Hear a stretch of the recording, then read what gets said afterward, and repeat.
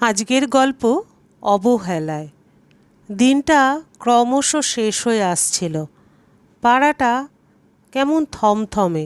সামনের নারকেল গাছে দুটো কাক সেই দুপুর থেকে চিৎকার জুড়েছে। এখনও তাদের থামার লক্ষণ নেই। কাদের ঘরে খবর চলছে তার আওয়াজ এখান পর্যন্ত আসছে। ইন্দ্রনাথ শোয়ার ঘরের জানলায় এসে দাঁড়ালেন। একটু একটু হাওয়া দিচ্ছে এখন। একটা গুমোট দিনের ওপর যেন কোমলতার প্রলেপ মাখিয়ে দিচ্ছেন বিধাতা। কাছে দূরে ছড়িয়ে ছিটিয়ে অসংখ্য ফ্ল্যাট বাড়ি। ভাটিচালার মাঠে যেখানে বিকেল হলেই ছেলেরা ফুটবল নিয়ে দাপাতো, সেটা এখন একদম ফাঁকা। একটু আগে ওপাশের রাস্তা দিয়ে টোয়েল দিয়ে গেছে একটা পুলিশের গাড়ি। লকডাউন। জীবদ্দশায় এই প্রথমবার এমন কিছুর সাক্ষী ইন্দ্রনাথ। এমার্জেন্সি ৭১-এর যুদ্ধের কথা মনে আছে তার। চেষ্টা করলে হয়তো স্বাধীনতা পরবর্তী দিনগুলোও কিছুটা মনে পড়তে পারে, কিন্তু সেসবের সঙ্গে এর মিল নেই বললেই চলে। এ যেন এক অন্য সাজা। পোস্ট অফিস অবধি সান্ধ্য ভ্রমণটাও বন্ধ হলো। খগেন বকুলদের দেখা পাননি, মাস পেরোতে যায়। ইন্দ্রনাথ টিভি দেখেন না, চোখের জন্য বই পড়া কবেই শিখে উঠেছে। জীবনে এখন বিনোদন বলতে রয়েছে কেবল ছাদের পায়চারিটুকু। বাকি সময়টা ভূতের মতন এই ঘর সে ঘর করেই কাটে। রুটিন মাফিক মেয়ের ফোন পান প্রতি রাতে। সুগারের ওষুধ খাওয়া হয়েছে কিনা, প্রেশারের ওষুধ আর কপাতা আছে খোঁজ নেয় সে। সব ঠিক থাকলে সপ্তাহে একবার তার সাক্ষাৎ পান ইন্দ্রনাথ। ঠাকুরপুকুরের শ্বশুরবাড়ি থেকে বেগবাগানে স্কুটি চালিয়ে আসে মেয়েটা। গত সপ্তাহ তিনেক তারও দেখা মেলেনি। সময় খুব দ্রুত বদলায়। ইন্দ্রনাথ টের পাচ্ছেন যত দিন যাচ্ছে তার বেঁচে থাকাটা যন্ত্রণার হয়ে উঠছে। মনটা আগের মতোও নেই। সব সময় অদ্ভুত এক খারাপ লাগা লেপ্টে থাকে তার শরীরে। পায়ে পায়ে বৈঠকখানায় আসেন ইন্দ্রনাথ। শেষ বিকেলের আবছা আলোয় একটা নাইলন দড়ি সিলিং ফ্যানের হুক থেকে ঝুলছে। ওটায় ফ্যান কোনো কালই ছিল না, হুকটা রয়েই গেছে। কতবার ভেবেছেন এবার লাগিয়ে নেবেন, কিন্তু তার প্রয়োজনও পড়েনি। তোলা কাজের লোকটা না আসায় ধুলোর পলেস্তরা জমেছে মেঝেতে। ঘরের কোণা ইতি উতি ঝুলে ভর্তি। জানলার পাশে একটা সোফা, যার গদি ছিঁড়ে বেরিয়ে পড়েছে স্পঞ্জ। দেয়ালে শেফালি ছবির থেকে হাসছে। মুখখানা দেখে আরাম লাগে ইন্দ্রনাথের। শেষ বয়সের কুঁচকে যাওয়া চামড়া, সাদা চুল, ক্যান্সারে ধুঁকতে থাকা জীর্ণতার সঙ্গে ও ছবির মিল নেই কোনো। ফ্যান না থাকায় হুক থেকে সহজেই দড়িটা ঝোলানো গিয়েছে। অবশ্যই ফ্যান থাকলেও আটকাতো না। ওই দড়িতে একসময় শেফালি কাপড় মেলত। একটা ৬৮ কেজি মানুষের শরীর ধরে রাখার মতো ক্ষমতা ওর আছে বলেই ইন্দ্রনাথের বিশ্বাস। শিক্ষক জীবনে ছাত্রদের মার্কস, টলস্টয়, সুভাষ বোসের কথা শোনাতেন ইন্দ্রনাথ। বলতেন প্রত্যেকের বেঁচে থাকার একটা উদ্দেশ্য থাকা উচিত, পারপাস অফ লাইফ। পেটের দায় চিরকাল থাকবে, তার জন্য কিছু না কিছু সবাইকে করে যেতে হবে, কিন্তু সেটাই সব নয়। সেটা ছাড়াও একটা কিছু থাকা চাই যার জন্য বেঁচে থাকা। ছেলেরা মন্ত্রমুগ্ধের মতো কথাগুলো শুনত। ওদের চোখ দেখে তৃপ্তি পেতেন ইন্দ্রনাথ। কিন্তু ইদানিং আর সেই বেঁচে থাকার উদ্দেশ্যটাই খুঁজে পান না তিনি। মাস্টারি জীবন শেষ হয়েছে প্রায় ১ দশকের ওপর। তারপরেও যে দু একজন ঘরে পড়তে আসতো, শেফালি চলে যাওয়ার পর তাদেরও বারণ করেছেন।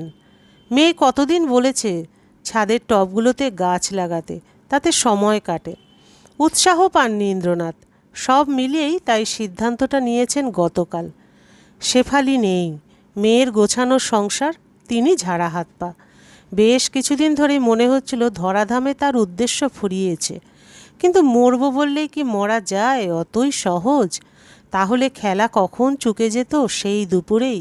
ইন্দ্রনাথ কেনই বা চেয়ারে উঠবেন, দড়ির ফাঁসে মাথা গলিয়ে কেনই বা সময় নষ্ট করবেন? চেয়ার থেকে পা সরলেই তো যত হ্যাপা, যত বিরক্তির অবসান হয়। কিন্তু দড়ি গলায় পড়ার পর জগবন্ধুর কথাগুলো যে কেন কানে বাজতে লাগলো ইন্দ্রনাথ জানেন না। শোনো ইন্দ্র, মানুষ যেহেতু নিজেই নিজেকে জন্ম দেওয়ার ক্ষমতা রাখে না, সেহেতু নিজেকে হত্যা করার অধিকারও তার নেই। আত্মহত্যা করাটা মানুষের ইচ্ছার অপব্যবহার এবং অহংকার প্রণোদিত কর্ম, যার উভয়ই চরম পাপ হিসাবে পরিগণিত হয়, বুঝলে?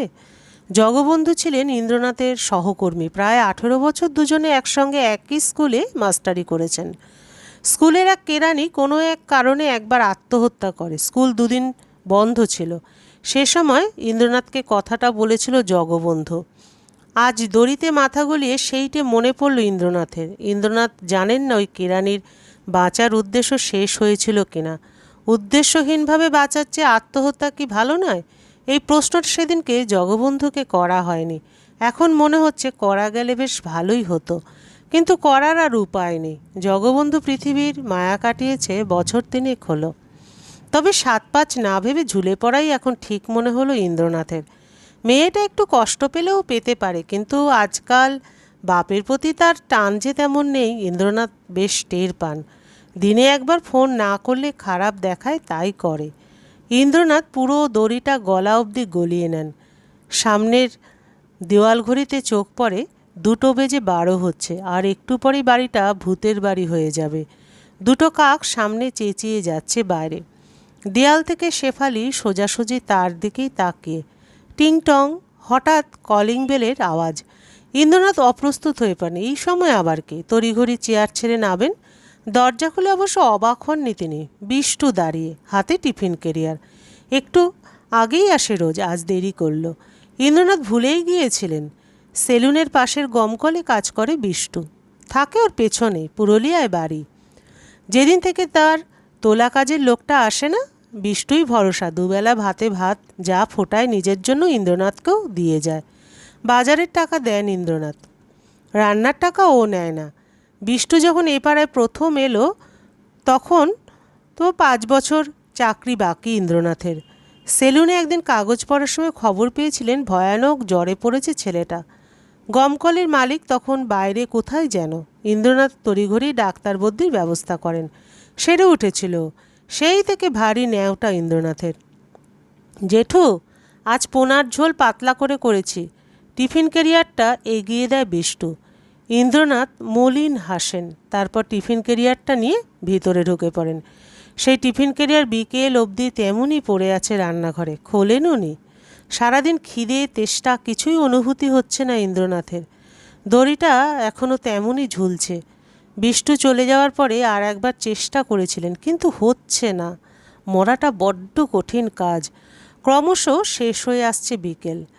অন্যদিন হলে ঘরের আলোগুলো জ্বালিয়ে দেন। এই সময় আজ মন চাইছে না। সেই দুপুর থেকেই একটা অদ্ভুত বিষণ্ণতা ছেয়ে রয়েছে। একটা সাদামাটা জীবন কাটিয়েছেন তিনি। মৃত্যুর পর মর্গে তার লাশ কাটাছেঁড়া হচ্ছে। দৃশ্যটা যেন ইন্দ্রনাথের চোখের সামনে ভেসে উঠল। শরীরের সমস্ত শক্তি জড়ো করে আর একবার চেয়ারে উঠলেন তিনি। দড়ির ফাঁসটা এখন প্রায় তার মাথার সমান সমান। বড় রাস্তা দিয়ে একটা গাড়ি মাইকে কি বলতে বলতে চলে গেল। ইন্দ্রনাথ ফাঁসটা মাথায় গলালেন। কাকের চিৎকারে থেমে গেছে। চারপাশে শ্মশানে নিস্তব্ধতা। ঘড়িতে 5:38। এই বোধহয় সবচেয়ে ভালো সময়। 40-এ কাঁটাটা যাওয়ার আগেই চেয়ার থেকে পাটা শূন্যে ভাসিয়ে দেবেন ইন্দ্রনাথ। জীবনের যাবতীয় অভিমান, ক্ষোভ, নিঃসঙ্গতা, বিরক্তির অন্তিম অধ্যায়টা লিখে ফেলবেন এইভাবে। একটা পা চেয়ার থেকে সামনে বাড়িয়ে দেন ইন্দ্রনাথ। পুরো শরীরের ওজনটা এখন অন্য পায়ের ওপর, সেটা কাঁপছে। কতক্ষণ গেল? 5 সেকেন্ড, 10 সেকেন্ড। আচমকা দরজায় প্রবল ধাক্কা। দম দম করে কেউ ঠুকছে কাঠের পাল্লাটা।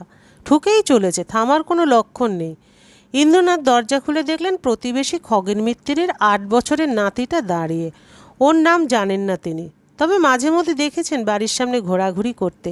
উফ, তোমার দরজা খুলতে এত সময় লাগে কেন? ছোকরার চোখে মুখে কৌতূহল। ইন্দ্রনাথ চেয়ে থাকেন তার দিকে। এটাকে রাখতে হবে, আমি নিয়ে গেলে মা মারবে, অর্ডার দেওয়ার ভঙ্গিতেই বলল ছোকরা। তারপর দুটো হাত সে এগিয়ে দেয় ইন্দ্রনাথের দিকে। ইন্দ্রনাথ দেখলেন ছেলেটার 2 হাতের মুঠোয় ধরা একটা কুকুর ছানা। সাধারণ রাস্তার কুকুর, বাদামি বর্ণ, সাদা ডোরাকোটা, কয়েকটা ছোপ দেওয়া গায়ে। আমি রাখবো কোথায়? আচমকা এমন প্রস্তাবে হোঁচট খান তিনি। কেন, তোমার এত বড় বাড়িতে জায়গা নেই? ছোকরার গলায় অবিশ্বাস। না মানে, তোমার বাড়ির সামনে দুপুর থেকে পড়ে আছে, দেখোনি? হাঁটতে পারে না, কাকে ঠুকরেছে, আমি তো উদ্ধার করলাম। ইন্দ্রনাথের মনে হলো ছেলেটা এই বয়সে বড্ড বড়দের মতো কথা বলে। দুপুর থেকে কাকগুলো সমানে চিৎকার করছিল, এতক্ষণে কারণ বুঝতে পারলেন তিনি। কি হলো, নাও ধরো, তাড়া লাগায় সে। তোমার কাছে রাখো এখন, আমি ম্যানেজ করে নিয়ে যাব পরে। একরকম জোর করে ইন্দ্রনাথের হাতে কুকুরছানাটা ধরিয়ে দেয় ছোকরা। ইয়ে, কিন্তু বাকিটা আর বলে উঠতে পারেন না ইন্দ্রনাথ। ততক্ষণে সে বাড়ির পথে হাঁটা দিয়েছে। বৈঠকখানার মেঝেতে কুকুরছানাটা নামাতেই ভুক করে মুখ দিয়ে একটা শব্দ করল। বেশি নাড়াচাড়া করছে না, বোঝা যাচ্ছে পাটা জখম হয়েছে। ইন্দ্রনাথের ঢোলা পাজামাটা দাঁত দিয়ে টানার চেষ্টা করে। ইন্দ্রনাথ তার মাথায় একটা টোকা মারলেন। এ বাড়িতে কখনো কুকুর বিড়াল ছিল না, এরা কি খায় তিনি জানেন না, কিন্তু মনে হলো কিছু খেতে দেওয়া দরকার। দুপুর থেকে হেসেলে বিষ্টুর দেওয়া খাবারটা রয়েই গেছে, ওইটা থেকে খানিকটা দেওয়া যেতে পারে। না খেলে রাতে অন্য ব্যবস্থা হবে। ইন্দ্রনাথ ঘরের লাইটগুলোও জ্বালিয়ে দিলেন। হেসেলের দিকে যাওয়ার আগে তার নজর পড়ে সিলিং ফ্যানের হুকে। দড়িটা এখনও তেমনই ঝুলছে, ঝুলুক ওটা, আবার না হয় অন্য কোনো দিন চেষ্টা করা যাবে। গল্পের সমাপ্তি এখানেই, আবার দেখা হবে পরবর্তী আরেকটি গল্পের সাথে।